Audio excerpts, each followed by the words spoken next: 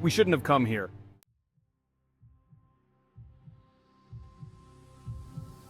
I knew it the moment we crossed the edge of the forest, the whisper of wind turning into an eerie stillness, the kind that made the air feel heavy with something wrong. But it was too late. We were already deep inside, the trees swallowing us whole.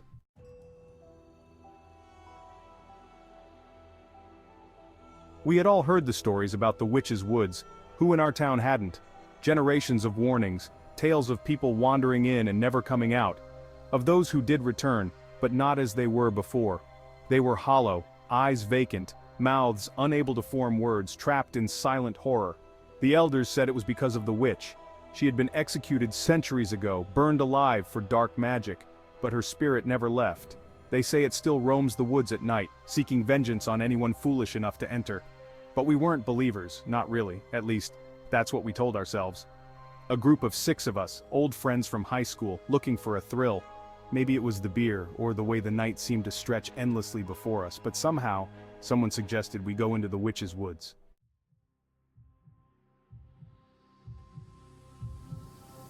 And then, the woods came alive around us. At first, it was small things, a rustle of leaves that didn't belong to the wind, the sound of twigs snapping in the undergrowth just beyond sight.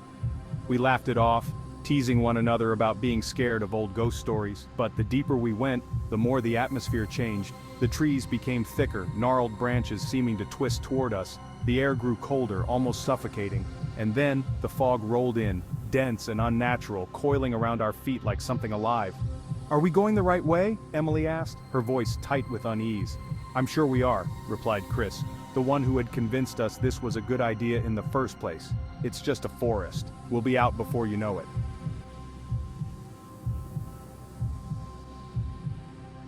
But we weren't. Hours passed, and the more we tried to navigate, the more we realized we were hopelessly lost. The moon, once bright in the sky, was swallowed by clouds, leaving us in near darkness. Our flashlights barely cut through the mist, casting long, eerie shadows that seemed to move when we weren't looking.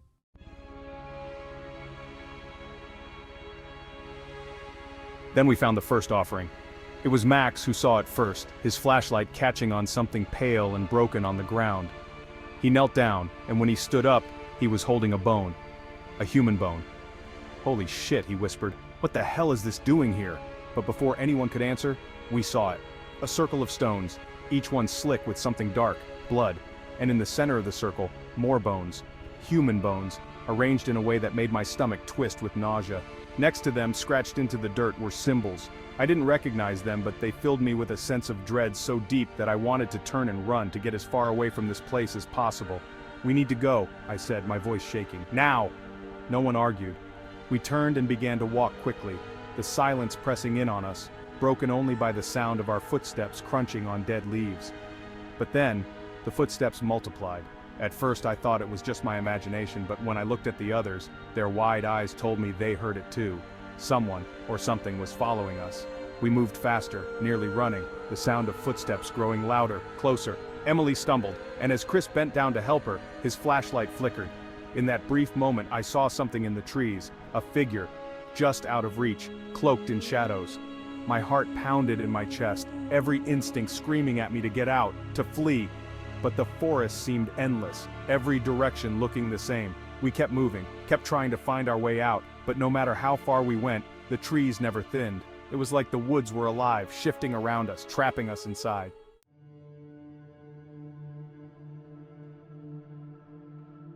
Then, just when I thought we couldn't take it anymore, we saw it. A cabin. It was old, decrepit, barely standing, with a roof sagging in the middle and vines crawling up the walls. But in that moment, it was the only structure we'd seen in hours, and it felt like our last hope. We hurried toward it, the feeling of being watched growing stronger with every step. When we reached the cabin, Chris pushed open the door. It creaked, the sound echoing unnaturally in the stillness.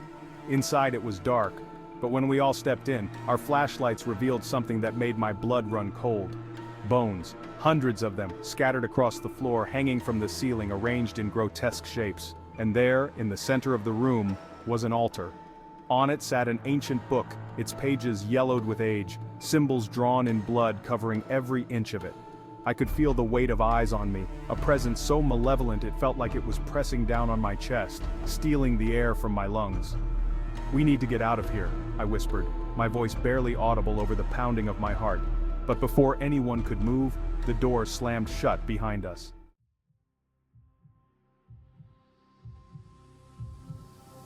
And then, we heard her. A low, guttural laugh that echoed through the cabin, coming from everywhere and nowhere at once. The temperature dropped instantly, our breath visible in the freezing air. And then the lights went out. In the darkness, I felt something brush against my arm, cold and wet, like decaying flesh. I wanted to scream, but the sound caught in my throat as the laugh grew louder, closer. And then I saw her, just for a moment, a flash of white in the darkness. The witch. Her eyes were hollow, her face twisted in a grotesque grin. She reached out toward me, and before I could react, the world went black. We weren't alone in these woods, and I knew, deep down, we never would be again.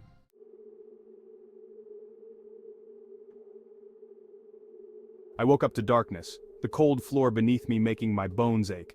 For a moment I was disoriented, my mind a foggy mess, trying to remember where I was and what had happened. Then, the memories crashed down on me like a wave. Emily, the footsteps, the cabin, the witch. I bolted upright, my heart pounding. My flashlight was still clutched in my hand, but when I clicked it on, the beam was weak, flickering like it was about to die. The light barely illuminated the room around me, but it was enough to see that I was alone. The others were gone. "Chris, Max, Emily," I called out, my voice cracking with fear. No answer, just the oppressive silence of the cabin. The air was thick with the stench of decay, and every shadow seemed to writhe with something unseen. I forced myself to stand, my legs shaky. There was no way I was staying in this cabin any longer. I stumbled toward the door, but when I reached for the handle, it wouldn't budge. Panic surged through me as I yanked at it, my breath coming in short, frantic gasps. It was locked, from the outside. A loud thud echoed through the room and I spun around, my flashlight jerking in every direction. The sound had come from above, something was moving on the roof. I could hear it, the slow, deliberate creaking of old wood under weight. Whatever it was heavy, and it was crawling directly above me. My heart raced as I scanned the room, looking for a way out.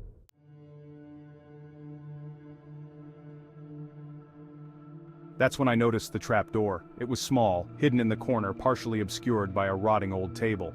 Without thinking, I rushed toward it, pulling it open to reveal a narrow staircase descending into the earth. A basement. I hesitated for a moment, the idea of going down there filling me with dread. But the alternative, staying up here with whatever was on the roof, was worse. I flicked the flashlight back on and began to descend, each creaky step sending a shiver up my spine. The smell grew worse the deeper I went, thick and rancid, like something long dead had been left to rot. When I reached the bottom, the basement was pitch black. My flashlight flickered, barely holding on, casting long shadows on the dirt floor. But it wasn't the darkness that sent my blood running cold. It was what was lying in the center of the room.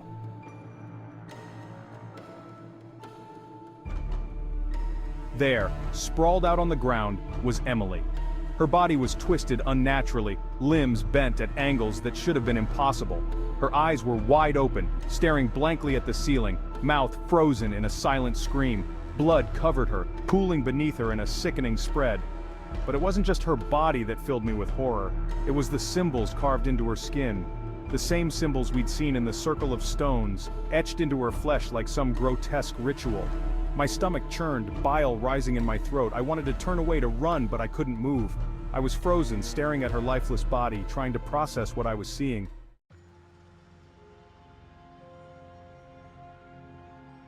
Then, the whispering started. At first, it was so faint I thought it was in my head, but as it grew louder, I realized it was coming from all around me, echoing off the walls of the basement. The words were in a language I didn't understand, guttural, sharp, and ancient.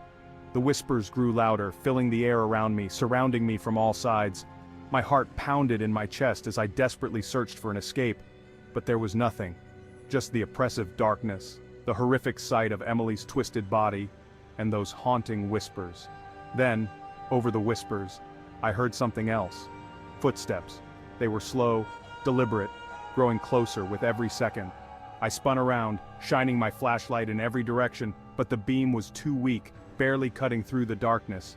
The footsteps were behind me now, impossibly close. I could feel something approaching, something unseen but terrifyingly real.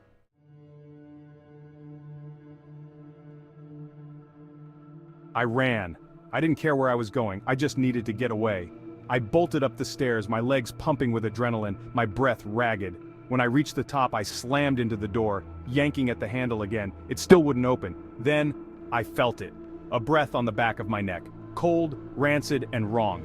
I whipped around, my flashlight dying completely, plunging me into complete darkness. I could hear it. Something breathing, something moving. It was right in front of me, but I couldn't see it. And then the voice came again, low, raspy, dripping with malice. "You will never leave," I screamed, throwing myself at the door with all my strength. The wood splintered, giving way, and I tumbled out of the cabin, hitting the ground hard. I scrambled to my feet, my breath coming in ragged gasps, and ran into the forest.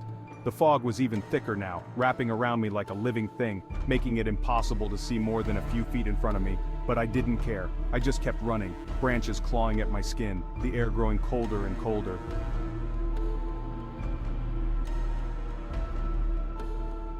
And then I saw them. The others, Chris, Max, and the rest of our group. They were standing in a clearing, their backs to me, perfectly still. "Guys!" I yelled, stumbling toward them. "We have to get out of here! Emily's—" But then I stopped. They weren't moving. They weren't reacting to my voice at all. I walked closer, dread settling in my stomach like a lead weight. When I reached them, I realized why. They were dead. All of them. Standing upright, but lifeless, their skin pale and cold, their eyes wide open, staring blankly ahead. And then I saw the marks, those same symbols carved into their flesh, just like Emily. I backed away, horror clawing at my throat. My mind was racing, trying to make sense of what I was seeing, but nothing made sense anymore. That's when I felt it again, the presence, watching me, waiting. I turned around slowly, my heart pounding so hard I thought it would burst out of my chest. And there, standing just beyond the clearing, half hidden in the fog, was the witch. Her eyes locked on mine, empty and soulless, her face twisted into that same grotesque grin. She raised a bony hand pointing directly at me, and then she whispered, her voice echoing inside my head.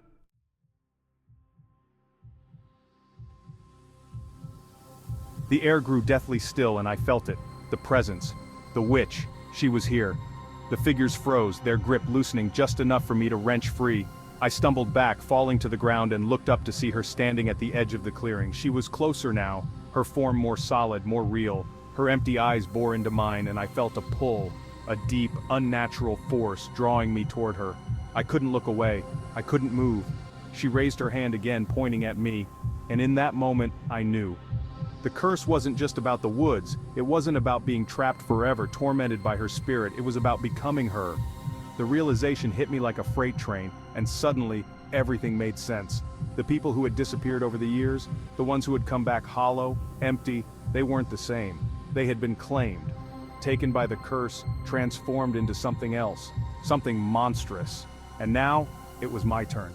The figures around me began to chant, their voices low and guttural, echoing in the stillness of the clearing. I felt the pull grow stronger, felt my mind slipping, unraveling. The world around me blurred, the edges of reality twisting and distorting. I tried to fight it, but it was too strong. The witch's eyes locked onto mine and I felt myself being pulled into them, deeper and deeper, until there was nothing left but darkness. And then, the whisper came again. "You're mine now." The last thing I saw before everything went black was the witch's smile, wide and twisted, as if she knew she had won, as if this was all just a game to her. And then, nothing. But somewhere, deep in the darkness, I could still hear the chanting, growing louder and louder, until it was all I could hear, all I could feel.